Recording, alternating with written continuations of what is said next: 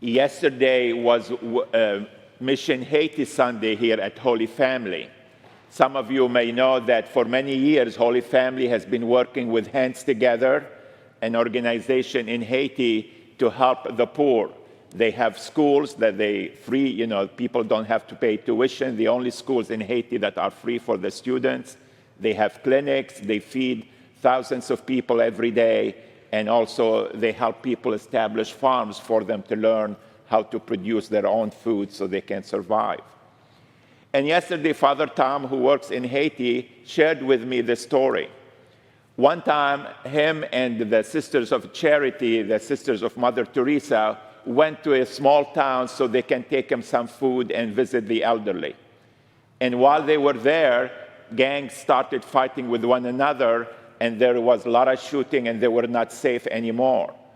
So they heard that the police station had a helicopter that they want to take all the state officials, city officials out of the town to take them back to Cité Soleil for their safety.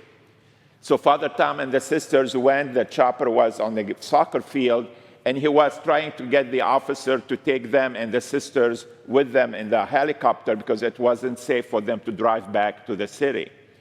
And while he's talking to the officers, the sisters were standing to the side just praying. But Father Tom could not convince the officer to let him get on the chopper.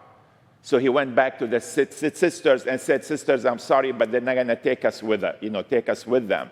So come and join us, and we can all drive, as a caravan together for our safety and your protection." But the sister said, "No, Father, thank you. We'll stay here." And Father said, "Sister, what do you mean you stay here? It's dangerous. As the night falls, the fighting going to increase, and your safety cannot be guaranteed, and they're not going to let us on the chopper." She said, "I understand, Father, but you go. Thank you. We're going to stay here."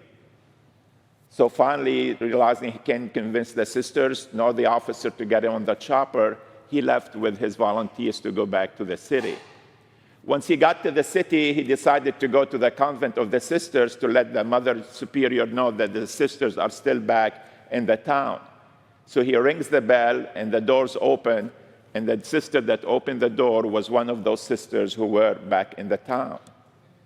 And he said, "Sister, how did you guys get here?" And the sister said, "Father, I think we had a little more faith than you did." The officer finally let him get on the chopper. When Jesus says, if you have the faith of a mustard seed, you can move a huge tree, you can almost work miracles. He's not talking about faith that we believe in our heads. He's about how we live our faith. Do we trust that God will be there to help us? Sometimes we go through difficult times. Maybe we're worried about, our exams, we're worried about our health or a family member's health or what's going on in our lives. Do we act like we truly trust that God that will come to our rescue? Or do we panic and we do what we're not supposed to do? That's the true faith that Jesus is calling us to. If we say this is what we believe, then we have to act on our words and live what we say.